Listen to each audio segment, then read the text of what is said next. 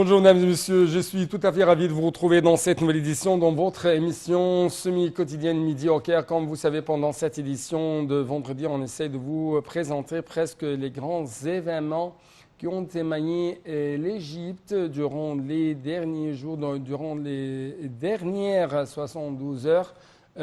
Sur la scène politique, économique ou même sur la scène du tourisme ici en Égypte. Donc tout de suite, nous allons commencer cette nouvelle édition, mais justement après cette petite pause.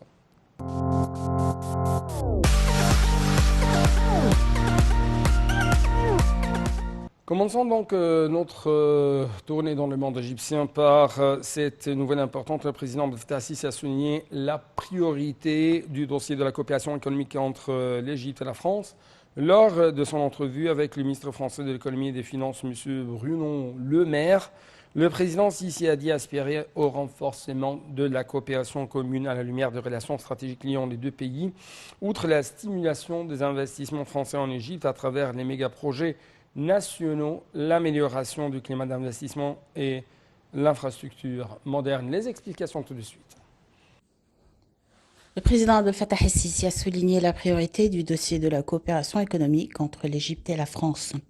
Lors de son entrevue avec le ministre français de l'économie et des finances, Bruno Le Maire, le président el-Sisi a dit aspirer au renforcement de la coopération commune à la lumière des relations stratégiques liant les deux pays, outre la stimulation des investissements français en Égypte à travers les méga-projets nationaux, l'amélioration du climat d'investissement et l'infrastructure moderne. Lors de l'entrevue, le président el-Sisi a transmis ses salutations à son homologue français Emmanuel Macron. Il a indiqué le porte-parole de la présidence, l'ambassadeur Bassem Rodin. Pour sa part, M. le maire a transmis les salutations de M. Macron au président el-Sisi, confirmant l'attachement de son pays à conforter la coopération avec le gouvernement égyptien dans les divers domaines, notamment à la lumière des efforts déployés par l'Égypte à tous les échelons et son rôle axial pour instaurer la sécurité et la stabilité au Moyen-Orient et en Méditerranée orientale. Il a mis l'accent sur l'importance de sa visite actuelle au Caire en tant que vrai départ pour la mise en œuvre effective des grands projets inclus dans le cadre du financement global conclu entre les deux pays en juin 2021. La réunion a également porté sur le renforcement de la coopération entre l'Égypte et la France sur les plans commercial et économique, ainsi que les moyens de stimuler les investissements français pour la mise en œuvre des projets nationaux en Égypte, en particulier dans les secteurs du transport, de la production des véhicules électriques, l'infrastructure, l'intelligence artificielle, les communications, les services numériques, le recyclage des déchets et la production de l'hydrogène vert.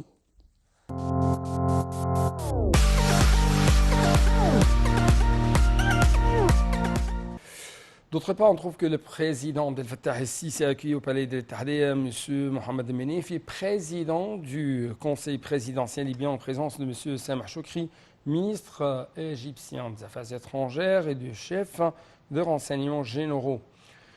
Le porte-parole de la présidence de la République a déclaré que M. le Président s'est félicité de la visite du président du conseil présidentiel libyen en Caire, affirmant ainsi le soutien qu'apporte l'Égypte à tout ce qui permettrait d'atteindre l'intérêt suprême de la Libye, de préserver son intégrité territoriale et d'activer le libre arbitre du peuple libyen. Les explications seront donc tout de suite avec Marwa Arafa et HL. Le président Abdel Fattah el-Sisi a accueilli au palais d'El-Tahadaya Mohamed El-Manfi, président du conseil présidentiel libyen, en présence de Sameh Choukri, ministre des Affaires étrangères, et du chef des renseignements généraux, ainsi que l'ambassadeur Abdelmottaleb Idriss, représentant permanent de la Libye auprès de la Ligue arabe. Le porte-parole de la présidence de la République a déclaré que le président s'est félicité de la visite du président du conseil présidentiel libyen au Caire, affirmant le soutien de l'Égypte à tout ce qui permettrait d'atteindre l'intérêt suprême de la Libye, sœur, de préserver son intégrité territoriale et d'activer le libre arbitre du peuple égyptien. Cela s'inscrit dans le cadre du principe ferme égyptien qui soutient les institutions de l'État libyen pour assurer leur responsabilité et leur rôle, conduisant à la tenue des élections présidentielles et législatives en Libye, en plus de mettre fin à la phase de transition en laissant au peuple libyen frère la possibilité de choisir ses dirigeants et ses représentants.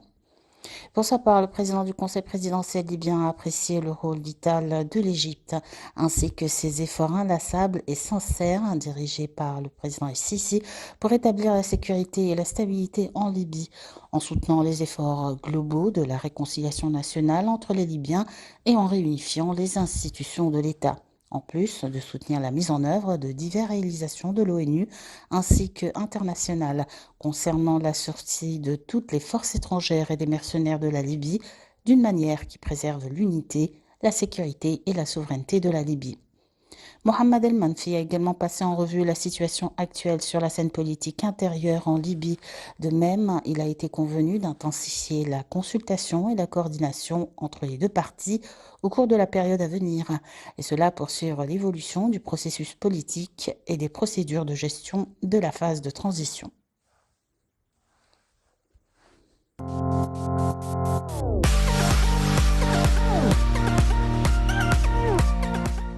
Nous poursuivons toujours les activités présidentielles déployées ces derniers jours. Cette fois-ci, on trouve que le chef de l'État a loué le développement remarquable, le boom même dans les relations bilatérales entre l'Égypte et la Grande-Bretagne, dans tous les domaines. Lors d'un appel téléphonique reçu par le Premier ministre britannique, Boris Johnson, Monsieur Sisi a affirmé que l'Égypte aspirait à maximiser la coopération fructueuse au cours de la période à venir, à renforcer la coordination politique et à échanger les points de vue à la lumière des défis communs auxquels sont confrontés les deux pays au niveau international régional. M. Sisi a souhaité que, plutôt, la Grande-Bretagne s'engageait davantage à travers les mécanismes de ces différentes institutions de développement dont les priorités contenues dans les plans de développement égyptiens dans les différents domaines et travaille pour doubler le volume des investissements britanniques en Égypte et relancer la coopération économique entre les deux parties, notamment à la lumière de l'amélioration du climat des investissements et des affaires. Ces Johnson a valorisé les liens étroits entre l'Égypte et la Grande-Bretagne et les liens tangibles que connaissaient les relations entre les deux pays, notamment au niveau de relations économiques et commerciales, selon les déclarations faites par le porte-parole de la présidence, Bassam Brady.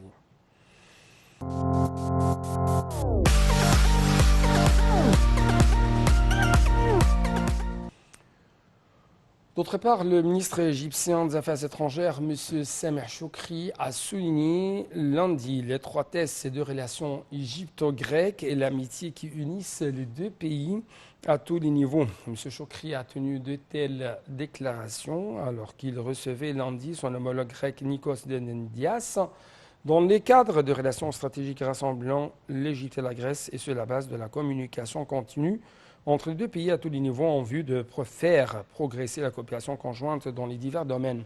Les deux parties ont examiné également les divers dossiers de relations bilatérales et des moyens de les faire avancer, notamment la coopération dans le domaine de l'énergie, à la lumière de l'intérêt commun à maximiser la coopération dans le domaine du gaz naturel, de l'interconnexion électrique et du suivi de la mise en application des mémos d'entente bilatéraux tripartites de concert avec le Chypre. Selon les déclarations faites par le porte-parole du ministère des Affaires étrangères, Ahmad Hafiz, les deux ministres ont discuté des moyens de développer la coopération économique globale, d'accroître les échanges commerciaux, les investissements entre les deux pays et d'activer les différents secteurs de coopération.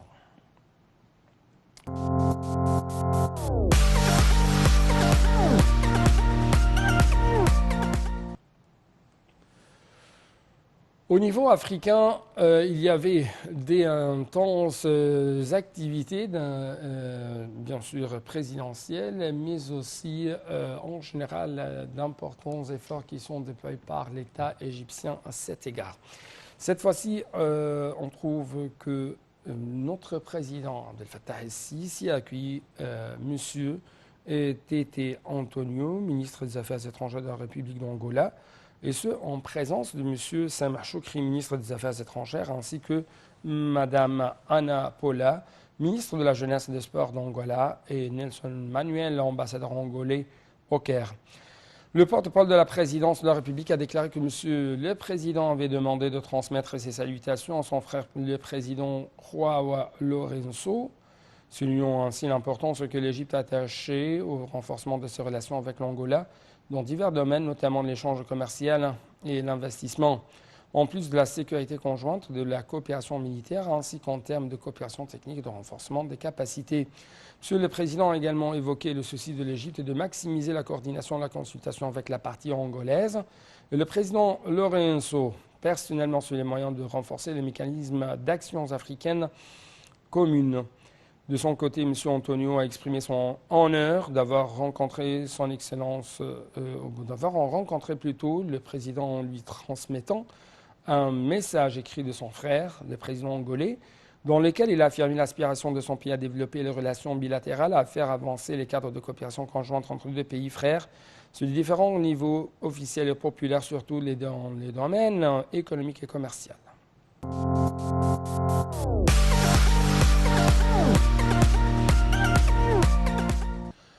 Au niveau du renforcement des relations économiques entre l'Égypte et ses autres pays frères au sein de notre continent africain, on trouve que le président de la société minière Harmony Gold, Peter Steenkamp, a confirmé mardi dernier que sa société, qui est la plus grande en Afrique du Sud en matière d'exploitation minière, cherchait à étendre ses activités en dehors de l'Afrique du Sud et de l'Australie, exprimant ainsi sa volonté d'investir dans le domaine de l'extraction de l'or en Égypte. Lors d'un entretien avec le ministre du Pétrole et des Ressources minérales, Tariq El-Molla, M. Steenkamp a salué la transformation majeure dans le domaine de l'exploitation minière en Égypte au vu du climat d'investissement attractif qui a été renforcé par les récents amendements à la loi concernant les ressources minérales. Pour sa part, M. Molla a passé en revue, lors de cet entretien qui a porté sur les opportunités d'investissement disponibles en Égypte, les modifications apportées à la loi sur la richesse minière qui ont créé un climat d'investissement attractif dans le domaine minier et les résultats positifs obtenus par la récente offre d'or et de minéraux qui ont réussi à attirer l'attention des grandes sociétés minières internationales.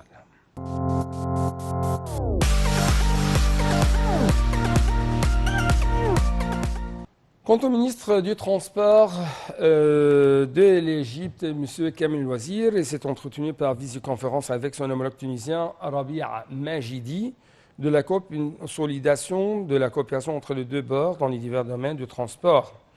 M. Wazir a souligné lors de l'entrevue les relations profondes reliant les deux côtés, notant que son ministère soutenait l'échange des expertises avec le côté tunisien dans les divers domaines du transport pour réaliser les intérêts mutuels. Les deux parties ont passé en revue l'établissement des lignes maritimes entre l'Égypte et la Tunisie, et ainsi que la promotion de la coopération entre les compagnies maritimes et la mise en œuvre des mémorandums d'entente conclus. Mais les deux parties ont passé également en revue l'établissement des lignes maritimes entre la Tunisie et les pays européens. C'est ce qu'a déclaré en fait des communiqués officiels présentés ou même publiés mardi dernier par le ministère du Transport.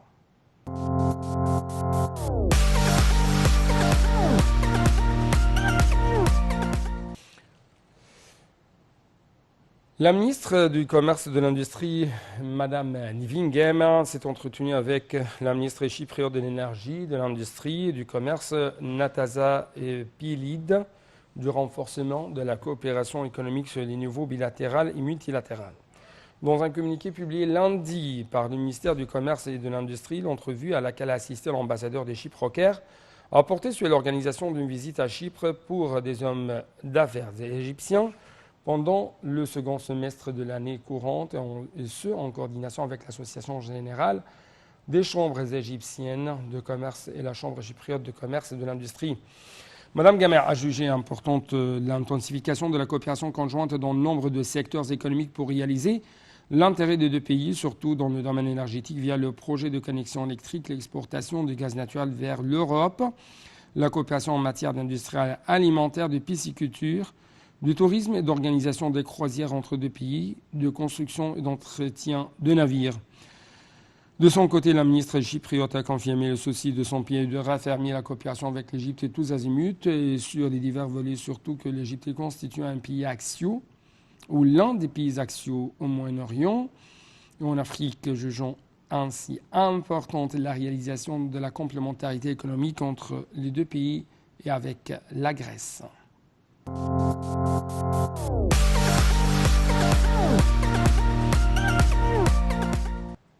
Au niveau de l'agriculture, on trouve que le ministre de la bonification des terres de l'agriculture, M. Saïd Al-Qusseir, a annoncé que l'État disposait d'un stock de blé estimé à 6,5 millions de tonnes lors d'une intervention téléphonique sur l'une des chaînes satellites égyptiennes.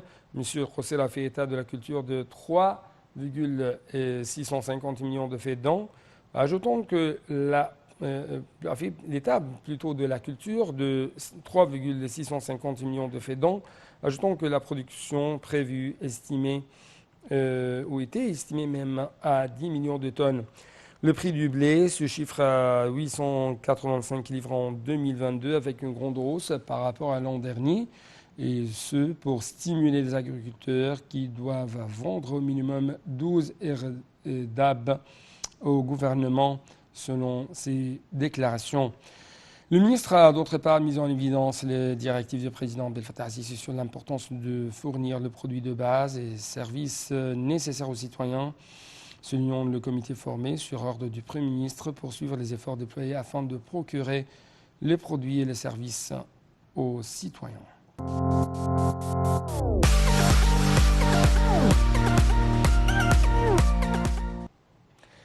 La ministre d'État pour l'immigration et les affaires des Égyptiens à l'étranger, Mme Nabila Makram, a reçu les deux experts égyptiens, Nasser Al-Shimi, président de l'Association des scientifiques égyptiens aux États-Unis et au Canada, et professeur à l'Université canadienne de Calgary, et M. Mohamed Al-Habibi, directeur exécutif adjoint de la société Microengineering Tech.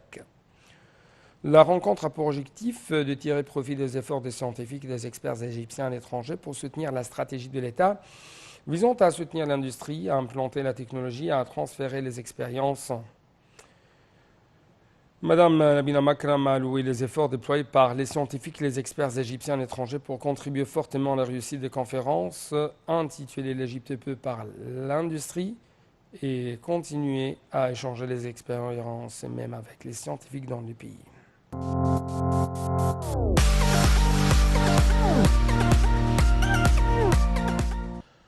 Clôturons donc cette édition par la ministre du Plan et du Développement économique, Hala Al-Saïd, qui a souligné dimanche que l'État disposait d'un plan sur lequel travailler toutes les institutions en vue d'atténuer l'impact de la crise mondiale actuelle. Selon elle, l'Égypte a traversé une période de réforme économique majeure au niveau des secteurs financiers et monétaires, puis a entamé l'étape de réforme structurelle qui rend l'économie égyptienne plus capable d'absorber les chocs extérieurs. Madame Hala Saïd a fait deux telles déclarations en marge du 7e sommet de l'Égypte pour le mieux 2022, qui a été organisé par le magazine Amwal El-Ghad sous le slogan « La Nouvelle République ». Une histoire de réussite et de travail. Bien sûr, cet événement a eu lieu sous les auspices du Premier ministre Dr Moustapha Madbouli. L'économie égyptienne a atteint un taux de croissance de 9% au cours du premier semestre de l'année, a ajouté Madame la ministre, qui a souligné que les répercussions internationales affectaient les économies mondiales.